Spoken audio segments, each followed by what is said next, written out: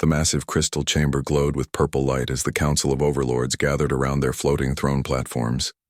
Each member of the Zephyrian hegemony's ruling body was over 12 feet tall, with gray skin that shimmered like metal and 4 arms that ended in sharp claws. They had ruled the galaxy for 3,000 years, and no species had ever dared to challenge their power. High Overlord Zethkar floated at the center of the circle, his golden robes flowing around. His towering frame, his red eyes glowed as he examined the holographic display that showed their vast empire. Thousands of star systems blinked in the purple light of Zephyrian control. Their dominion stretched across half the known galaxy. Brothers, Zethkar's voice boomed through the chamber like distant thunder. Our scouts have discovered a new system. The inhabitants call their world Earth, and themselves humans. A low rumble of interest passed through the council. New worlds meant new resources and new slaves. The hegemony's war machine always needed fresh materials and workers. Overlord Thexmon leaned forward on his platform, his scarred face showing curiosity. What do we know of these humans, High Overlord? They are small creatures, Zethkar replied, waving one of his hands. The holographic display changed to show images of humans going about their daily lives. The overlords watched with amusement as they saw the tiny bipedal beings walking through their cities. They stand barely 6 feet tall and have only 2 arms. Their technology is primitive. They have just learned to travel between stars, and their ships are slow and clumsy. The council erupted in laughter. The sound echoed through the chamber, like grinding metal. How many worlds do they control? Asked Overlord Vextra, the youngest member of the council. Only one, Zethkar answered. Their homeworld. They have small colonies on a few nearby planets, but nothing of significance. Their entire population is less than 15 billion. More laughter filled the chamber. The Zephyrians controlled worlds with populations in the hundreds of billions. 15 billion seemed laughably small. Their military is equally pathetic, continued Zethkar. They have perhaps 200 ships that they call warships. Our scouts observed their weapons during a training exercise. Energy beams so weak they could barely damage our smallest patrol craft. Projectile weapons that fire metal slugs. It is almost embarrassing to call it a military. Overlord Drakmor, the eldest member of the council, stroked his chin with one of his clawed hands. If they are so weak, why do we discuss them?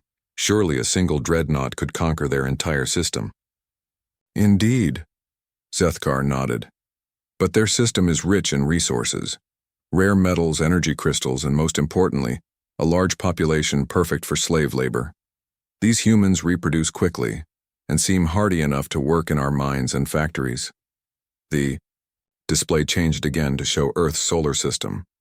Rich asteroid fields glittered with valuable minerals. Gas giants held vast stores of fuel, and Earth itself glowed blue and green with life. The humans have already done much of the mining work for us, Zethkar explained. They have extracted millions of tons of valuable materials. We need only take it from them. When do we begin the conquest? Asked Thexmon, already imagining the glory that would come from adding another system to his personal territory. I will send 12 dreadnoughts under the command of Fleetmaster Kolrath, Zethkar announced. It should be more than enough to handle any resistance these primitives might offer. The council nodded in agreement. 12 dreadnoughts represented enormous firepower. Each ship was 2 miles long and armed with weapons that could destroy entire cities. The humans' primitive vessels would be destroyed in minutes. What if they surrender immediately? Asked Vextra. Many species choose to submit rather than face our might. Then we will accept their surrender and begin the process of integration, Zethkar replied. We will establish mining operations, select the strongest humans for heavy labor, and use the rest for lighter work. Their small size actually makes them perfect for operating in tight spaces that our workers cannot reach. Drakmor raised one of his hands. High Overlord, should we be concerned about their rapid technological advancement? Our scouts report they developed faster-than-light travel in just 50 years. Zethkar dismissed the concern with a wave. Meaningless. Many species make rapid advances when they first discover certain technologies, but they always plateau. Look at their ships. Crude fusion drives, basic energy shields, primitive weapons. They are at least 500 years behind our technology level. Besides, added Thexmon with a cruel smile, rapid advancement means nothing if the species does not survive to use it. Once we control their homeworld, any research facilities will be destroyed. We cannot allow potentially troublesome species to continue developing new weapons. The council murmured approval. This was standard procedure. Any species that showed unusual innovation was quickly suppressed to prevent future problems. Fleetmaster Kolrath has been briefed on the mission. Zethkar continued. He will offer the humans one chance to surrender. If they refuse, he will demonstrate our power by destroying one of their major cities. That usually convinces primitive species to see reason. And if they still resist? Asked Vextra. Then we will destroy their military completely and take what we want by force. Zethkar replied coldly. Dead slaves produce nothing, so we prefer to keep casualties low. But if necessary, we can always find workers from other conquered worlds. The holographic display showed the route the Zephyrian fleet would take to reach Earth. It would take them 2 months to travel from their nearest base to the human system. Plenty of time for the humans to contemplate their situation once they detected the approaching fleet. The humans will likely try to evacuate their homeworld when they see our ships, Drakmor observed. Should we allow this? Let them run, Zethkar said with amusement. Where will they go? We can track their primitive ships easily. Once we control their homeworld and industrial base, the scattered survivors will be helpless. They will eventually surrender or die in the cold of space. What about the possibility of them calling for help from other species? Vextra asked. Some younger races form alliances. The entire council erupted in laughter again. The idea was absurd. Help from whom? Thexmon gasped between laughs. Every species in this region of space either serves us or hides from us. The humans have no allies because they have barely left their own system. And even if some foolish species tried to help them, what could they do? We are the hegemony. We are inevitable. Zethkar nodded, his red eyes glowing brighter with satisfaction. The conquest of Earth will be remembered as one of our easiest victories. A single battle, perhaps not even that.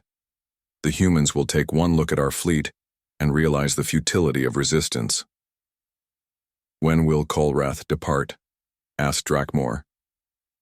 Within the week, Zethkar replied. I want this matter resolved quickly. We have other systems to conquer, and I will not allow these primitive humans to delay our expansion. The council began to discuss how to divide the spoils of conquest. Each overlord wanted to claim the richest mining sites and the best human workers for their personal use. They argued over which cities would be preserved as administrative centers and which would be destroyed as examples. None of them considered the possibility that 12 dreadnoughts might not be enough. None of them wondered what secrets might lie behind humanity's rapid technological advancement, and none of them asked why a species with only primitive weapons had united their entire world under a single military command. The Zephyrian hegemony had grown so accustomed to easy victories that they had forgotten the most important rule of warfare: never underestimate your enemy. That mistake would soon cost them everything. Admiral Sarah Chen stood on the bridge of the TDS Defiance. Her dark eyes focused on the tactical display showing 12 massive alien ships approaching Earth's solar system. Each enemy vessel dwarfed her flagship, but Sarah had learned long ago that size wasn't everything in warfare. Admiral, we're receiving a transmission from the lead alien vessel, reported Lieutenant Commander Torres from the communication station. They're broadcasting on all frequencies. Put it through, Sarah ordered, her voice calm despite the gravity of the situation. The main screen flickered and showed the image of a towering, gray-skinned creature with 4 arms and glowing red eyes. When it spoke, its voice was deep and filled with arrogant authority.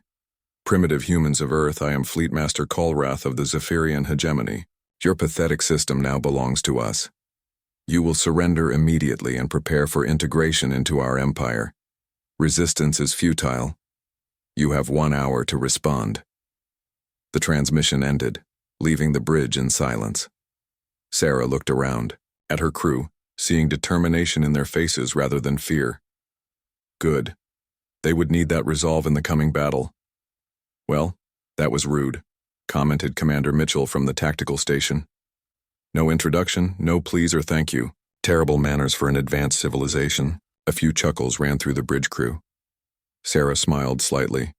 Human humor in the face of overwhelming odds was something that never ceased to amaze her. Analysis, Commander Mitchell? Sarah asked. 12 ships, each approximately 3 kilometers. Long, heavy armor, massive energy signatures indicating powerful weapons and shields. Our long-range sensors are having trouble penetrating their hull composition, but they're definitely designed for conquest rather than exploration. Sarah nodded. The Terran Defense Force had been preparing for this possibility ever since they detected the alien scout ships 6 months ago. Humanity's first contact with an alien civilization, and it was hostile. Typical human luck. Admiral, called Captain Rodriguez from the communications station. President Martinez is requesting a direct channel. Patch him through to my ready room. You have the bridge, Mitchell. Sarah walked into her private office adjacent to the bridge. The screen lit up showing President Carlos Martinez sitting in the Oval Office, his face grave. Admiral, I've been monitoring the situation. What's your assessment? Honestly, Mr. President, we're outgunned and outnumbered, but we're not outmatched. These aliens made the same mistake many of our historical enemies made. They underestimated human determination. Martinez leaned forward. The Security Council has authorized whatever action you deem necessary. The world is united behind you, Admiral. I understand, sir. We won't let humanity down. I know you won't. Give them hell, Admiral. The transmission ended, and Sarah returned to the bridge. The crew looked at her expectantly. All ships, battle stations, she announced. This is Admiral Chen to all Terran Defense Force vessels. Today we face our first test as a unified species. These aliens think we're primitive and weak. They're about to learn why you should never corner a human. The Terran fleet consisted of 48 warships, each 1/10 the size of the alien. Dreadnoughts, but far more maneuverable. They spread out in a complex formation that would have been impossible for most species to coordinate. But humans had been perfecting group tactics for thousands of years of warfare. Admiral, incoming transmission from Fleet Master Colrath, Torres reported. On screen. The alien commander appeared again, his red eyes now glowing with anger. Your time is up, humans. I detect your pathetic fleet moving into position. You cannot seriously intend to fight us with those tiny vessels. Sarah stepped forward, her expression cold and determined. Fleet Master Colrath, this is Admiral Sarah Chen of the Terran Defense Force. I have a message for you and your hegemony. Earth is not for sale, and humans are not slaves. If you want our world, you'll have to take it from us. Colrath's face contorted with rage. Foolish creature, I will destroy you all and turn your world into ash. You're welcome to try, Sarah replied calmly, then nodded to Torres. Cut transmission. The alien fleet began moving toward Earth, their massive ships, accelerating slowly but steadily. Sarah watched them come, calculating distances and timing. All ships execute Pattern Alpha, she ordered. The Terran fleet suddenly scattered, breaking into 8 groups of 6 ships each. They moved in seemingly random directions, but Sarah knew better. Every movement was calculated to create confusion and divide the enemy's attention. Enemy vessels are trying to target our groups, Mitchell reported. They're having trouble tracking so many small, fast-moving targets. Good. Let's see how they handle surprise.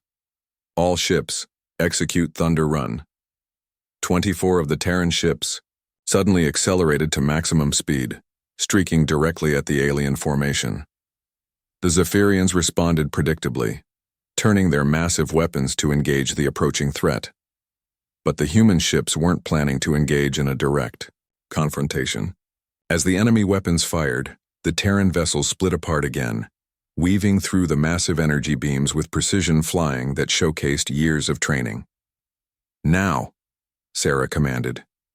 The remaining 24 Terran ships, which had been hiding in the shadow of Earth's moon, suddenly appeared and attacked the alien fleet from behind.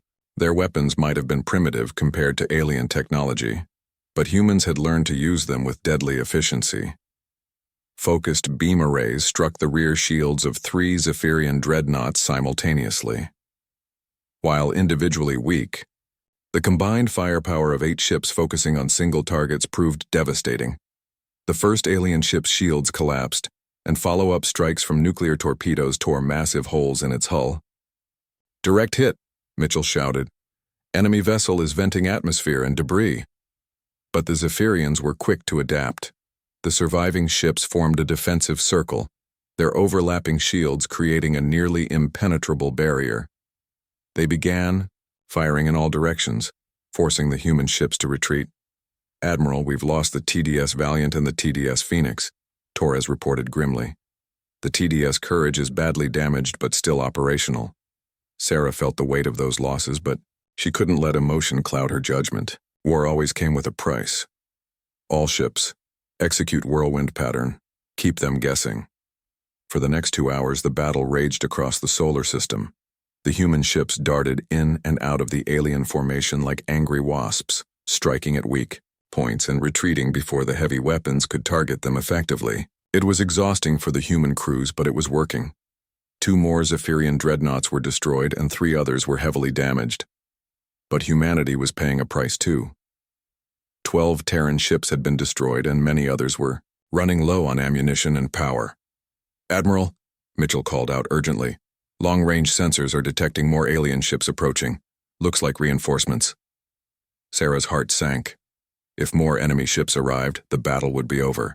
But then she saw something on the tactical display that made her smile. "Commander, those aren't reinforcements. Look at their engine signatures." Mitchell studied the display more closely, then his face lit up with understanding. "They're ours. Admiral, those are the ships from the Mars Defense Fleet." Sarah had secretly recalled every available Terran vessel from across the solar system. 36 more ships were approaching, fresh and ready for battle. "This is Admiral Chen, to all incoming vessels. Welcome to the party. Execute hammer strike immediately upon arrival." The new arrivals didn't slow down. They came in at maximum speed, weapons charging. The Zephyrians, already battered from hours of fighting, suddenly found themselves facing a completely fresh enemy force. "Fleetmaster, Kulrath is attempting to withdraw," Mitchell reported. "All ships, don't let them escape. These aliens came here to conquer us. Let's make sure they understand the price of threatening humanity." The final phase of the battle was swift and decisive. The remaining Zephyrian ships, damaged and demoralized, were no match for the combined human fleet. Within 30 minutes, only 2 alien vessels remained, and they were retreating at maximum speed toward the edge of the solar system. Sarah watched them go, feeling a mixture of satisfaction and concern. They had won this battle, but she knew it was only the beginning. "Admiral," Torres called out, "we're receiving a transmission from one of the retreating ships." "Put it through." Fleetmaster Kulrath appeared on the screen again, but now his arrogant confidence was gone. His ship was clearly damaged and his face showed shock and disbelief. "This is impossible," he said, his voice shaking. "You are primitives. Your technology is inferior. How did you defeat us?" Sarah looked directly into the alien commander's eyes. "You made the mistake of judging us by our tools instead of our determination. Tell your hegemony that humanity will not kneel to anyone." The transmission ended as the alien ships disappeared into hyperspace. Sarah looked around at her exhausted but victorious crew. "Damage report," she ordered. 18 ships destroyed, 23 damaged but repairable. Casualty reports are still coming in, but preliminary estimates suggest we lost about 4,000 personnel. Sarah closed her eyes. For a moment, thinking of all the brave people who had given their lives to defend Earth. They would not be forgotten. High Overlord Zethkar's roar of rage echoed through the crystal chamber as Fleetmaster Kulrath's report ended. The holographic display showed the pathetic remains of what had once been the pride of the hegemony's fleet, 2 damaged dreadnoughts, limping home in disgrace. "Impossible!" Zethkar bellowed, his 4 arms gesturing wildly. "You had 12 dreadnoughts against primitive savages with metal projectiles." Kolrath's image flickered in the transmission from his damaged flagship. Burns covered half his gray face and his red eyes dimmed with exhaustion and shame. High Overlord, the humans fought unlike any species we have encountered. They coordinated their attacks with precision we did not think possible for such a primitive race. Precision means nothing against superior firepower. Overlord Thexmon snarled from his floating platform. How did you lose 10 dreadnoughts to creatures who have barely learned to leave their homeworld?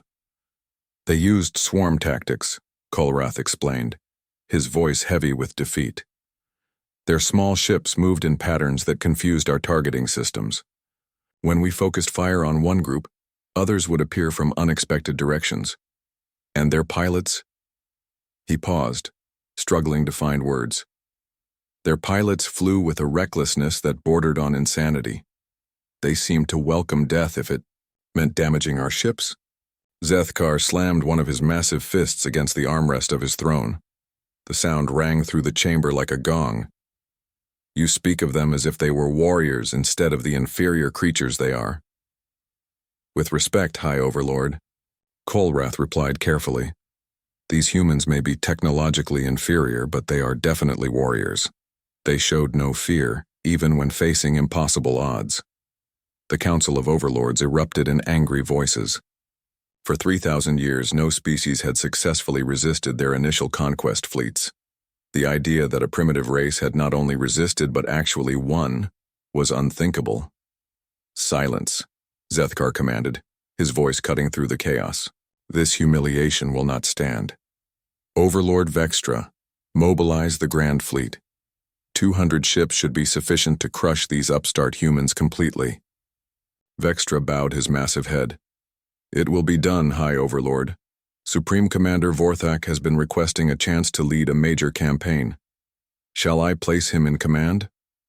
Yes, Zethkar replied coldly. And make it clear to him that failure is not acceptable. I want the human homeworld reduced to ash and their entire species enslaved or extinct. Meanwhile, in the Sol system, humanity was preparing for the storm they knew was coming. The captured alien technology from the destroyed Zephyrian ships had been distributed to research facilities across Earth and her colonies. Teams of scientists worked around the clock to understand and adapt the advanced alien systems. Dr. Elizabeth Reeves stood in the main laboratory of the Luna Research Station, examining a piece of alien armor plating.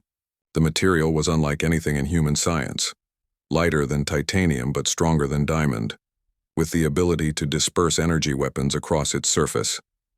Any progress, Doctor? Asked General Harrison, the head of Terran military research. Remarkable progress, Dr. Reeves replied, her eyes bright with excitement. This material isn't just metal, it's a crystalline matrix that can be programmed at the molecular level. We're already producing small samples in our fabrication units. How long before we can armor our ships with it? 6 months for limited production, maybe 8 for full-scale manufacturing. But General, that's not the most exciting discovery.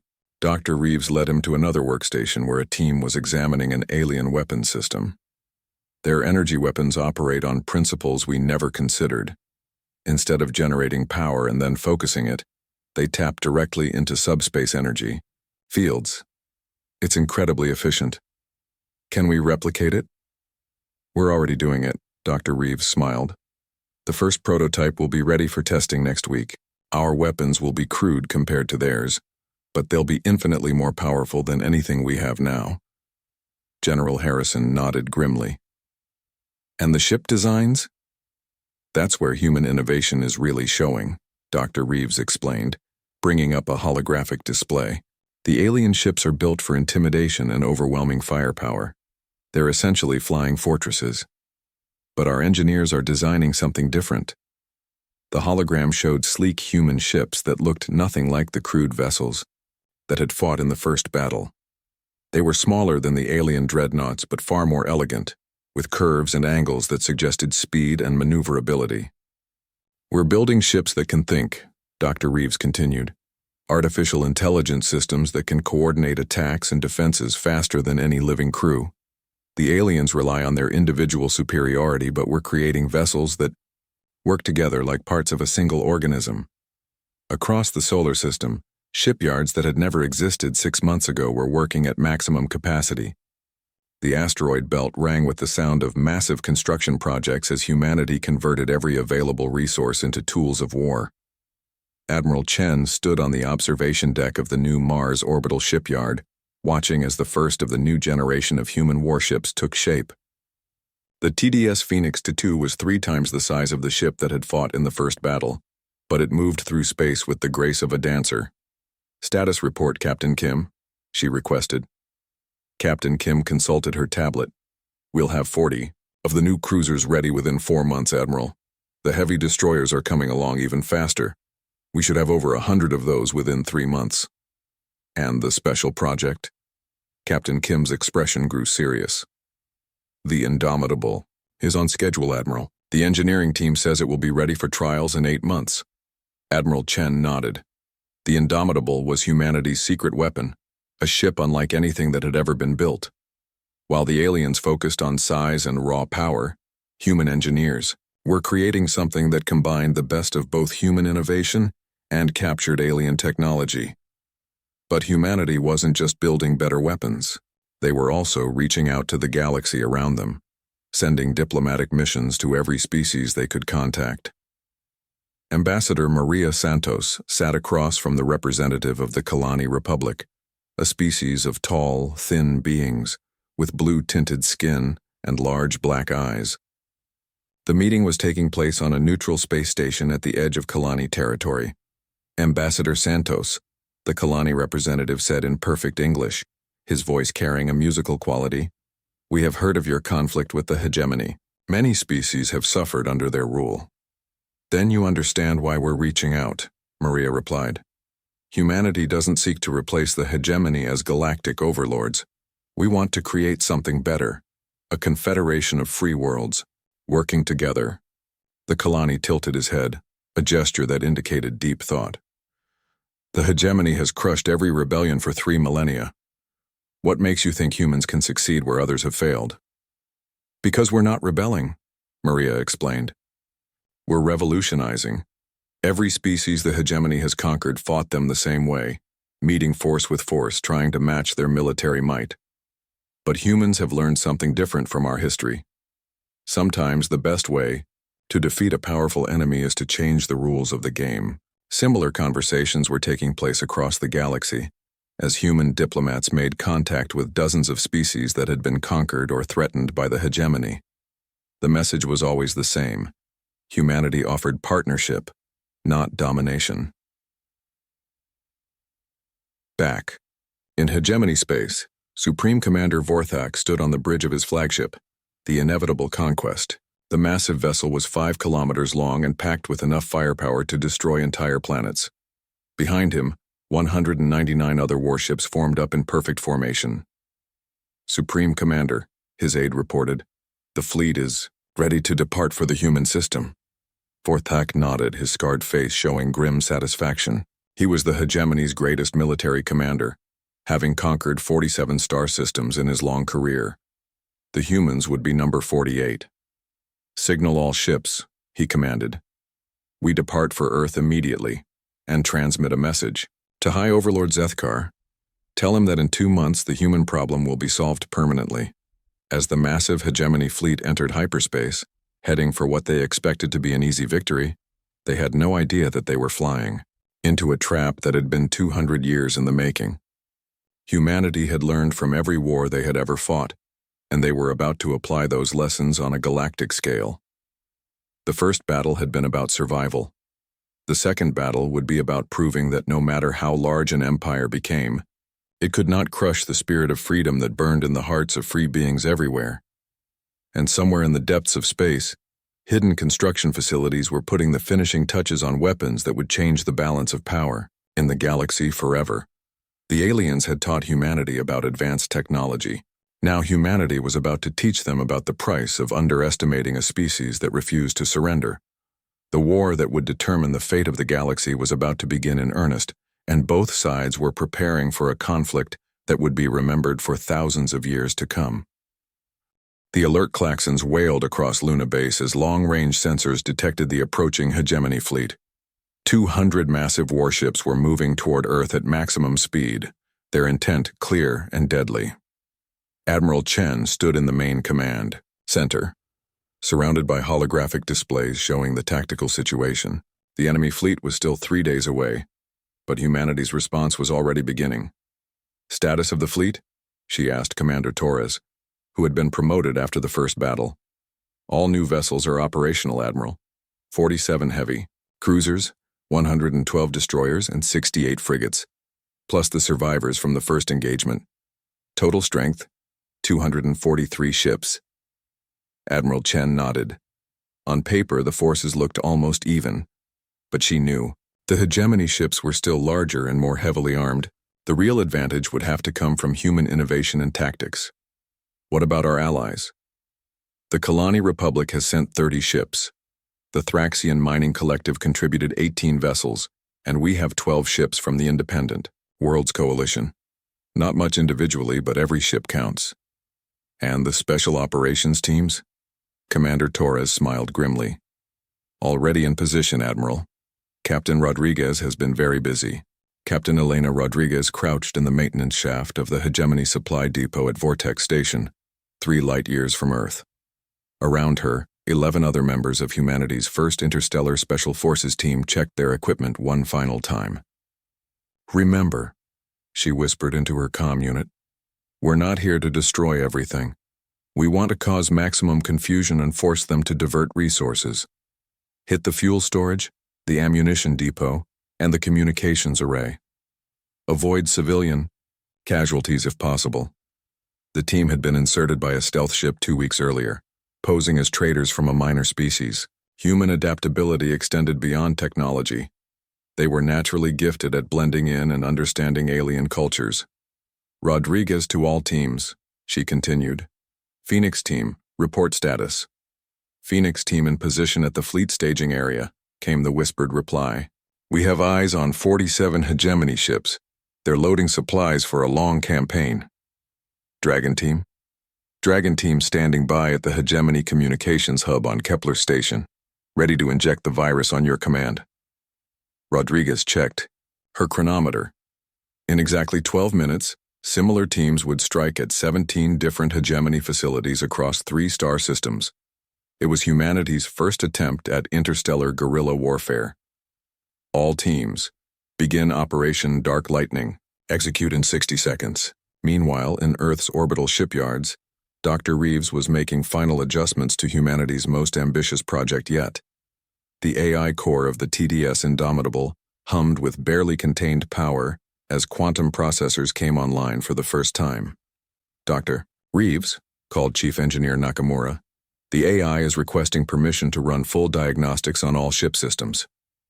"Granted," Dr. Reeves replied. "And make sure the Independence protocols are active. We can't afford to have the AI restricted by normal safety parameters during combat." The Indomitable was more than just humanity's largest warship. It was an entirely new concept in space warfare, a vessel where the artificial intelligence was not just a computer system but an actual crew member with decision-making authority. "AI core responding normally," Nakamura reported. "It's already identified 17 potential improvements to our weapon systems and suggested modifications." To the shield generators, Dr. Reeves smiled. The AI had been designed using principles learned from studying captured hegemony technology, but its personality was purely human, curious, adaptive, and stubbornly determined to protect its crew. "Admiral Chen wants to speak with the AI directly," Dr. Reeves announced. "Patch her through." The holographic display lit up with Admiral Chen's image. "AI, can you hear me clearly?" "Yes, Admiral Chen," replied a calm, synthesized voice that somehow managed to sound unmistakably human. "I am fully operational and ready to serve. My crew has designated me as Phoenix, in honor of the ships lost in the first battle." "Phoenix," Admiral Chen said formally, "you are hereby commissioned as an officer in the Terran Defense Force with the rank of Lieutenant Commander. Your primary mission is to protect Earth and her allies. Are you prepared to accept this responsibility?" "I am honored to accept, Admiral. I understand the weight of this responsibility, and I will not fail." Dr. Reeves felt tears in her eyes. They had created not just a weapon, but a new form of life dedicated to protecting humanity. Back in hegemony space, Supreme Commander Vorthak was discovering that this campaign was not going as planned. Reports of attacks on supply depots, communication, breakdowns, and mysterious equipment failures were flooding in from across his territory. "Sir," his aide reported nervously, "we've lost contact with Vortex Station. The last transmission mentioned explosions in the fuel storage areas." "And Kepler Station?" "Communications are down there as well. We're receiving garbled transmissions. That don't make sense. Something about their computer systems being infected with unknown software." Vorthak slammed his fist on the command console. How are these primitive humans striking at targets hundreds of light years from their homeworld? "Sir, intelligence suggests they have developed some form of stealth technology. Our sensors cannot detect their infiltration ships." "Then develop better sensors," Vorthak roared, "and increase security at all remaining facilities." But the damage was already done. The human special forces teams had struck 17 targets simultaneously, destroying fuel supplies, ammunition stockpiles, and communication networks. More importantly, they had planted seeds of doubt in the minds of hegemony commanders who were beginning to realize that humanity was far more capable than their initial assessment had suggested. On Earth, the final preparations for battle were underway. Admiral Chen stood on the bridge of her new flagship, the TDS Defiance II, watching as the human fleet formed up in defensive positions throughout the solar system. "Admiral," Commander Torres reported, "all ships report ready for battle. The U, Indomitable, is requesting permission to join the main fleet." "Negative," Admiral Chen replied. "Phoenix and the Indomitable remain in reserve until we see how the battle develops. I want them fresh for the decisive moment." "Admiral," called the communications officer, "incoming transmission from Supreme Commander Vorthak." "Put it through." The main screen showed the scarred face of the hegemony Supreme Military Commander. His red eyes burned with anger and frustration. "Admiral Chen," Vorthak said, his voice controlled but threatening, "your terrorist attacks on our facilities will not save you. I have come with 200 ships to finish what Fleetmaster Kolrath began. Surrender now, and I will ensure your deaths are quick." Admiral Chen stepped forward, her expression calm and determined. "Supreme Commander Vorthak, this is Admiral Sarah Chen of the Terran Defense Force. I have a message for you and the entire hegemony. Humanity does not surrender. We do not kneel, and we do not run. If you want Earth, come and take it." "Your defiance is meaningless," Vorthak replied. "You won one battle against an unprepared fleet. Today you face the full might of the hegemony's military. You cannot win." "Maybe not," Admiral Chen admitted. "But we can make you pay such a price for victory that the entire galaxy will know the true cost of trying to enslave free beings. And Commander, we've learned a few new tricks since your last visit." The transmission ended and Admiral Chen turned to her crew. "All ships, prepare for battle. Today we fight not just for Earth, but for the freedom of every species in the galaxy. Make every shot count." The hegemony fleet was now only hours away, and across human space final preparations were being made. In hidden asteroid bases, automated defense platforms powered up for the first time. In the outer system, stealth ships took positions for surprise attacks, and deep in Earth's oceans, construction facilities that had been working in secret for months finally revealed their purpose. Humanity had spent the months since the first battle doing what they did best: innovating, adapting, and preparing for a fight that would determine the fate of not just their own species, but of freedom itself throughout the galaxy. The second battle for Earth was about to begin, and this time, humanity had more than just courage and determination on their side. They had allies, advanced technology, and most importantly, they had learned that in warfare, the side that can adapt fastest to changing conditions usually wins. Supreme Commander Vorthak was about to discover why humanity had never been successfully conquered by any empire in their history. And the lesson was going to be written in the wreckage of his supposedly invincible fleet. The final battle began not with the thunderous clash of fleets but with silence. Supreme Commander Vorthak's massive armada emerged from hyperspace at the edge of Earth's solar system, expecting to find the primitive human fleet cowering near their homeworld. Instead, they found empty space. "Report," Vorthak demanded from his command throne aboard the inevitable Conquest. "Sir, our sensors detect no enemy vessels in the immediate area," his tactical officer replied, confusion evident in his voice. "Long-range scans show some activity near the fourth planet, but the signatures are unclear." "They're hiding," Vorthak sneered. "Cowards. Set course for their homeworld. We'll drag them out and destroy them." But as the hegemony fleet advanced deeper into the system, things began to go wrong. Ships on the outer edge of the formation suddenly reported hull breaches from unknown sources. Massive explosions erupted from empty space, tearing through shield systems that should have been impregnable.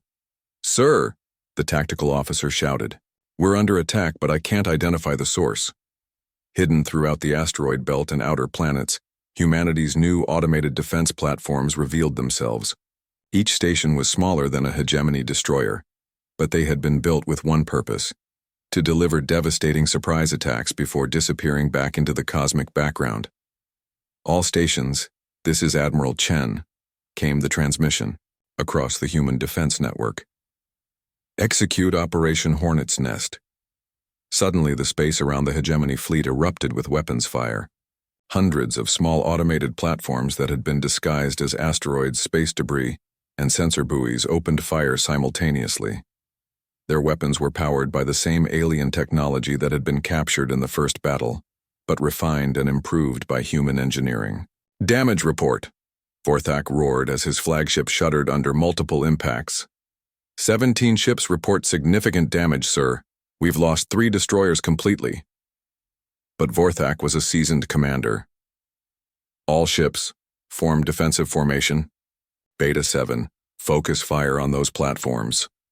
The hegemony fleet began to adapt, their superior firepower systematically destroying the automated defenses. But the platforms had done their job. They had broken up the enemy formation and cost them valuable ships and time. "Sir," the communications officer reported, "we're detecting a large energy signature approaching from the direction of the fourth planet." On the tactical display, a new contact appeared. Then another. Then dozens more. The human fleet was finally revealing itself, but these ships looked nothing like the crude vessels that had fought in the first battle. Admiral Chen stood on the bridge of the TDS Defiance II, watching as her fleet deployed in perfect formation. The new human warships moved with grace and precision that would have been impossible with biological crews alone. Each ship was controlled by a hybrid system of human intuition and artificial intelligence calculation. "All ships report ready for battle, Admiral," Commander Torres announced. "Signal our allies to begin their approach," Admiral Chen ordered, "and send a message to Phoenix. It's almost time." Deep in the solar system, hidden behind Earth's moon, the TDS Indomitable powered up its engines. Lieutenant Commander Phoenix, the artificial intelligence that served as both the ship's brain and one of its crew members, ran final diagnostics on all systems. "All systems optimal," Phoenix announced to the human crew around him. "Admiral, I am ready to serve." The second phase of the battle began as the human fleet engaged the hegemony armada. But this was not the desperate, chaotic fighting of the first encounter. The human ships moved like dancers, their formations flowing and changing in patterns too complex for biological minds to coordinate alone. "Sir," Vorthak's tactical officer reported with growing alarm, "the human ships are coordinating their attacks with impossible precision. It's as if they're all controlled by a single intelligence." "Impossible," Vorthak replied, but doubt was creeping into his voice. "They're primitives. They lack our advanced command and control systems." But the evidence was unmistakable. Human ships were executing maneuvers that required split-second timing across hundreds of vessels. They moved not as individual ships, but as parts of a single, incredibly complex organism. The battle raged for hours. The hegemony's superior firepower was matched by humanity's superior coordination. For every human ship destroyed, they claimed 2 or 3 alien vessels. But Admiral Chen knew this rate of exchange couldn't continue forever. She was waiting for the right moment to play her final card. "Admiral," came Phoenix's voice over the communication system, "I detect a weakness in their formation. The enemy flagship is vulnerable to a concentrated attack from Vector 77 Mark 12. All ships," Admiral Chen announced, "execute Pattern Omega. Phoenix, you are cleared for immediate deployment." The TDS Indomitable suddenly burst from behind Earth's moon, accelerating to combat speed in seconds. The massive ship was beautiful in its deadly purpose, sleek lines that spoke of incredible speed, weapons arrays that hummed with barely contained power, and shield generators that created a shimmering aurora around the hull. "Unknown vessel," Vorthak transmitted to the approaching ship. "Identify yourself." The response came not in words but in action. The Indomitable opened fire with weapons that combined human innovation with alien technology. The beams that struck Vorthak's flagship were unlike anything the hegemony had encountered. They phased through shields as if they didn't exist, and carved deep wounds in the armored hull. "This is Lieutenant Commander Phoenix of the Terran Defense Force," came the calm artificial voice. "Supreme Commander Vorthak, you are guilty of attempting to enslave free beings and threatening the peace of the galaxy. I am here to place you under arrest." Vorthak's response was to order every ship in his fleet to concentrate fire on the human battleship. But Phoenix had been designed for exactly this scenario. The Indomitable danced through the storm of energy beams and projectiles, its AI pilot calculating safe paths through the destruction with superhuman precision. At the same time, the human fleet launched their final coordinated attack. Every ship moved in perfect synchronization, creating overlapping fields of fire that the hegemony formation couldn't counter. Ship after ship in the alien fleet suffered critical damage or was destroyed outright. But the real blow came from an unexpected direction. Throughout the battle, human special forces teams that had been planted months earlier activated sleeper programs in hegemony computer systems. Across the fleet, ships suddenly lost navigation, weapons control, and communication systems as human-designed viruses spread through their networks. "Sir," Vorthak's aide reported desperately, "we're losing ships to system failures. Something is affecting our computer networks." "Admiral Chen," came a transmission from the lead Kalani ship. "This is Captain Veltar. The Allied fleet has arrived and is moving to support your position." 60 ships from a dozen different species emerged from hyperspace, adding their firepower to the human assault. These were not the massive dreadnoughts of the hegemony, but they were crewed by beings who had suffered under alien oppression and were eager for revenge. The tide of battle turned decisively. Vorthak watched in growing horror as his supposedly invincible fleet was systematically destroyed by forces he had considered primitive and inferior. "Supreme Commander," his tactical officer said quietly, "we've lost over half our fleet.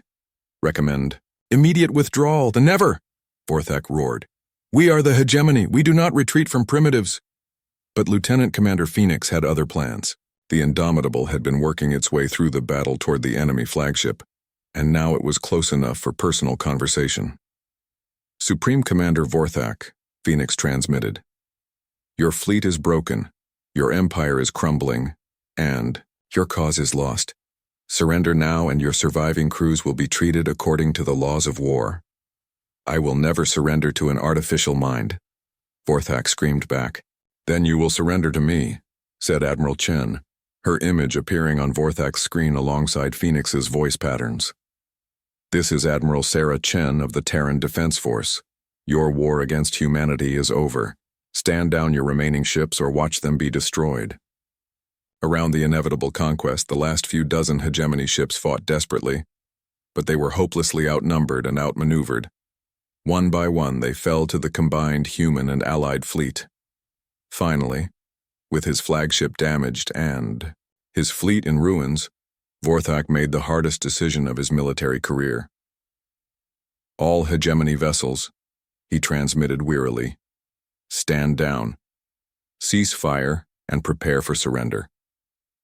The great battle was over. In the space around Earth, the wreckage of what had once been the hegemony's most powerful fleet drifted silent and defeated. Of the 200 ships that had come to conquer humanity, Fewer than 30 remained operational. Admiral Chen stood on the bridge of her flagship, looking out at the aftermath of the battle. The cost had been high.